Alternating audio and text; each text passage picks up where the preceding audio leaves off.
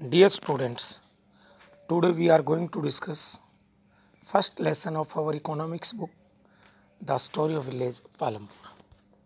In this particular chapter, we are going to discuss about the concept of production through the imaginary village Palampur. You know that in India, farming is the main activity in mostly villages. Here in village Palampur, farming is the main activity. You also know that with farming, many other activities like the small scale manufacturing, rearing of cattle that is known as dairy, transportation, are other activities which are carried in limited scale. These production activities need various types of resources which are the natural resources as well as the man-made resources, human efforts and money. Okay. You know that Palampur is well connected with neighboring villages and towns. Eraikals, a big village that is 3 kilometers away from Palampur. The village is connected with Raigans with a Pakka road, or you can say all weather road. There is another one village that is Sahapur. Many type of means of transport are present on the road. Okay. Village Palampur has 450 families that are belonging to different caste. There are 80 families which belong to upper caste and they have majority of the village land. There are many other families which belong to upper caste but they are having less land. The people who are belonging to large fields or are having large fields, their houses are big and their houses are constructed with the help of brick and cement. In the total population of village or out of the total 450 houses, there are 1/3 houses which belong to scheduled caste. These people are the poor person, they are landless and their houses are kacha houses which are made by the mud or straw. Most of the houses in village Palampur have the electric connections as well as the tubes in village are also having electric connections. Electricity is also used in many small businesses. Palampur village has 2 primary schools and 1 high school. There is also one primary health center that is run by the government and 1 private dispensary or you can say clinic where the sick people are treated. After reading the above description, we can say that village Palampur is properly connected with the roads, transport, is having the facility of irrigation, schools, electricity and health center. Okay. Here village Palampur is an imaginary village in which different type of production activities are carried out. But out of them, farming is the main production activity. Other production activities are known as the non-farm activities which include manufacturing, transport, shopkeeping. Here you can see that this particular story of the chapter is based on the study that is conducted by a person, Gilbert Itany, and he conducted the survey in Western UP. Now, what is the aim of production? The aim of production is to produce the goods and services that we want. There are 4 requirements of production. First one is the land, second one is the labor, third one is the physical capital, fourth one is the human capital. You know that land. With land, many other natural resources are also required like water, forest and minerals. Labor. 2 type labor is required, that is skilled and unskilled labor. Physical capital. But a physical capital is categorized in 2 categories, fixed capital and working capital. Fixed capital means the things which are used in the production process for the long time, like the machines, tools, building. Raw materials or you can say working capital. It means the material or the things which are used in the production process and have to purchase it again and again, like money in hand for paying payment to workers and for managing many other things and the raw material. Fourth requirement, that is the knowledge and enterprise. And you know that all the three other above mentioned factors, land, labor and physical capital, are put at one place and they become fruitful with the help of the fourth one, that is called the human capital, or you can say human enterprise. Farming in village Palampur. You know that farming is the main activity. 75% of the working age. You know that 15 to 59 years age group people are called working age. They are dependent on farming for their source of income. They may be the small farmers or maybe the landless farmers or large farmers. You know that in village Palampur, after 1960, no more land is brought under cultivation because the excess land or the land that was under different heads, or you can say that the land that was uncultivated had already been brought under cultivation. So there is no scope to increase more land under agriculture. Okay, you know that hectare is the standard unit of land measuring. 1 hectare equals the area of square with one side measuring 100 meters. Second, is there one way? क्या कोई ऐसा तरीका है by which we can grow more from the same piece of land? Yes, there are two ways. One is the multiple cropping. Sir, what do you mean by multiple cropping? To grow more than one crop from the same piece of land in 1 year. For example, bajra growing in a field during the rainy season or during the kharif season, and in the same field wheat growing during the winter season, or you can say rabi season, is known as multiple cropping. But for it we require the irrigation facility. Second one is the modern farming methods. It includes use of high yielding variety seeds, pesticides, irrigation, farm machinery like the tractors, etc. In village Palampur, two crops are mainly taken by mostly farmers. Some farmers are also taken third crop, that is potato. After harvesting the kharif crop and before the sowing rabi crop, there is a gap of 2 or 3 months. In that season, the farmers of village Palampur, in that duration, the farmers of village Palampur grow the potato.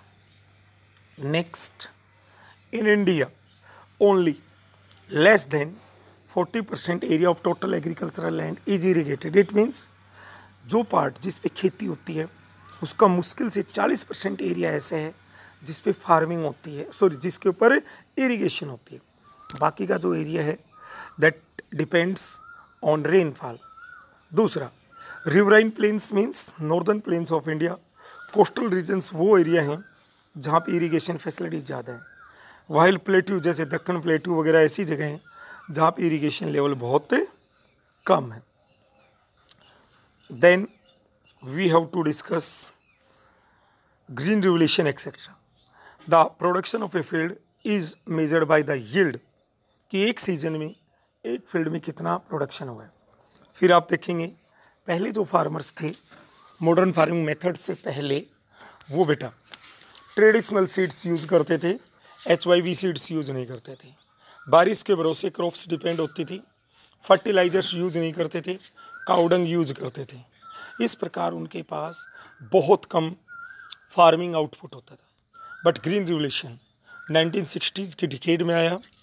Bharat में green revolution का father S Swaminathan माना जाता है. Year 1966-67 and decade was 1960. Green revolution wheat and rice पे बहुत काम किया. पंजाब, हरियाणा और वेस्टर्न यूपी के काम किया. But you know that HYV seeds required A lot of water, lot of chemical fertilizers and lot of pesticides are required. जिससे ये हुआ कि इन सब के कॉम्बिनेशन से with the combination of HYV seeds, irrigation, chemical fertilizers and pesticides, no doubt production बढ़ा है. But बेटा इसके नेगेटिव इफेक्ट्स भी आए हैं. सर क्या आए हैं?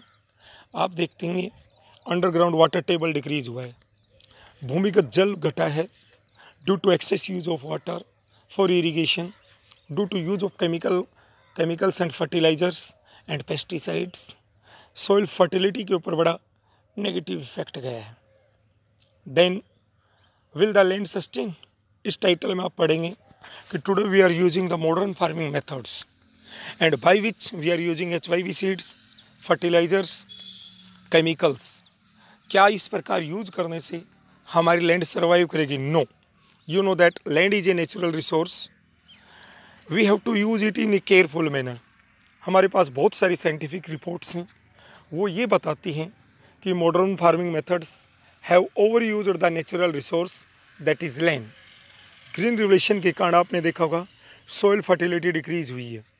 इसके कारण ट्यूबवेल्स यूज हुए इरिगेशन के लिए, अंडरग्राउंड वाटर टेबल मीन्स जो भूमिगत जल है वो घटा है, इन्वायरमेंटल प्रॉब्लम्स डिक्रीज हुई हैं और बहुत सारी अदर प्रॉब्लम्स हमारे सामने आई हैं। देन आप देखेंगे पंजाब एक ऐसा स्टेट है, Punjab is the state where per hectare fertilizers, chemical fertilizers are used more in comparison of other states. Then how the land is distributed in village Palampur? Village Palampur के through हम India का ही पढ़ेंगे। Village Palampur में आपने जैसे पढ़ा 450 families are there, but out of them 150 families are landless. बच्चे remaining जो 330 हैं, 300 आउट ऑफ 300, इन 300 में से बेटा 300 में से जो आपके पास 240 फैमिलीज़ हैं वो स्मॉल फार्मर्स हैं। Sir who are called the small farmers? The farmers who are having 2 hectare और less than 2 hectare of agricultural land are called the small farmers. और 60 फैमिलीज़ हैं वो मीडियम एंड लार्ज फार्मर्स हैं। Out of 450 families in village Palampur, only 60 families are having mostly land of the village. They are the small and medium and large farmers. They have more than 2 hectare of land. 2 hectare से ज़्यादा उनके पास land है। इस प्रकार आप देखेंगे the land distribution is unequal. इस pie diagram में भी आप देखेंगे कि in India small farmers are 80%, but they are having only 36% agricultural land. हमारे देश में 80% किसान स्मॉल फार्मर्स हैं, बट उनके पास एग्रीकल्चरल लैंड का 36% है। हमारे देश में only 20% farmers are medium and large farmers, but they have 64% of agricultural land. इस प्रकार आप पाओगे बहुत ही बड़ा डिफरेंस है, अर्थात अनइक्वल डिस्ट्रीब्यूशन ऑफ लैंड है। Who will provide the labour? अब आप देखते हैं फार्मिंग एक लेबर इंटेंसिव, लेबर रिक्वायरमेंट वाली एक्टिविटी है, बहुत सारी लेबर चाहिए। अब बहुत सारे फार्मर फैमिली मेम्बर्स के साथ काम करते हैं। लैंडलेस फार्मर्स हैं, लैंडलेस फैमिलीज़ हैं, वो अदर फार्मर्स को अपनी सर्विस प्रोवाइड करते हैं। विलेज पालमपुर में 240 फैमिलीज आर स्मॉल फार्मर्स, वो अपनी फील्ड्स का वर्क फिनिश करने के बाद में वो जो 60 फैमिलीज़ जो मीडियम एंड लार्ज फार्मर्स हैं उनको अपना काम, अपनी फैसिलिटीज देते हैं। बट आपने देखा होगा ये जो फार्मर्स जो दूसरों के यहाँ का आके काम करते हैं, they get only the decided wages, they don't have the right over the produce that is produced by the field. और यहाँ पे आप पाओगे कि द फार्म एक्टिविटीज़ जो डिफरेंट एक्टिविटीज़ परफॉर्म होते हैं उनके रेट सीजन टू सीजन अलग होते हैं। विलेज पालमपुर में workers are more and work is less, so there is heavy competition among the farmers to do get work. Work प्राप्त करने के लिए उनके बीच में भारी वर्किंग कंपटीशन है, इसलिए जो गवर्नमेंट की वेजेस डिसाइडेड हैं उनसे बहुत कम वेजेस के ऊपर ये यहाँ पे काम करते हैं। क्यों करते हैं? Due to heavy competition.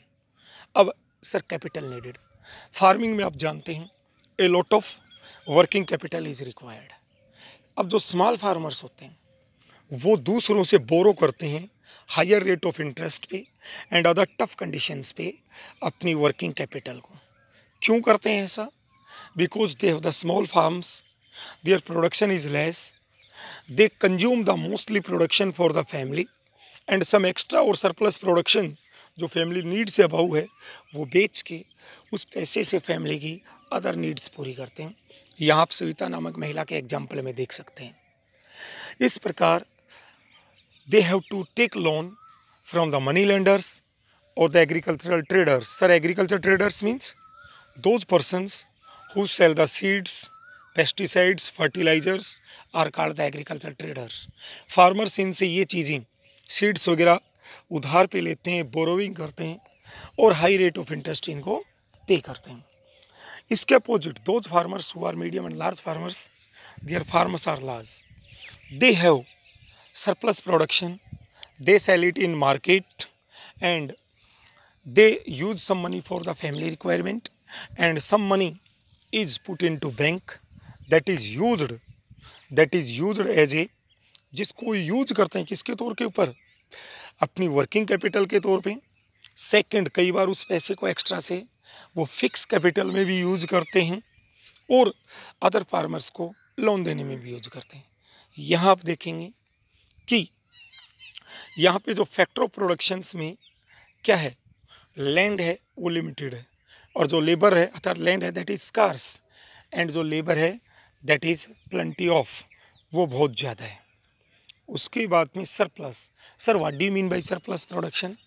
The production of the field that is more than the family requirement that can be used to sell into the market.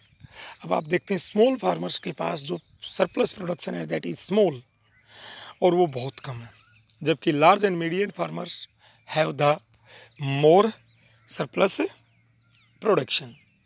अब आप देखेंगे नॉन फार्म एक्टिविटीज. डेयरी एक कॉमन एक्टिविटी है. In dairy some farmers are engaged in rearing of cattle and cattle, you can say like the cow, like the buffaloes.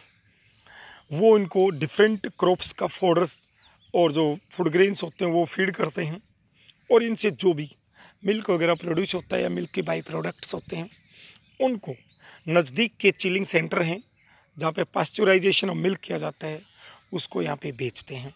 इस प्रकार अपनी family को support करते हैं. Second, small scale manufacturing.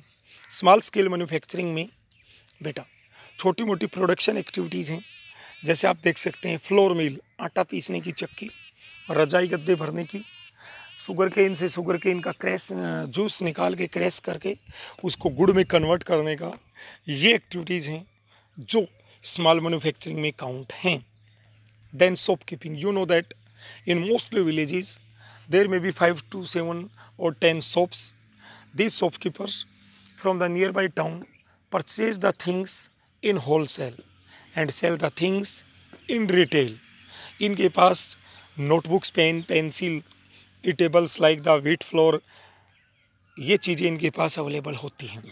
Then transport village Palampur में एक developing sector है.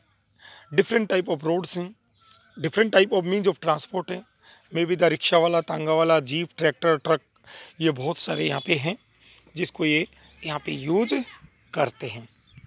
Next, आप इस चैप्टर में पाएंगे कि out of the total persons who are engaged in different activities only 24 people, it means of the working population 24% people are engaged into non-farming activities. Okay dear students, we have completed this lesson.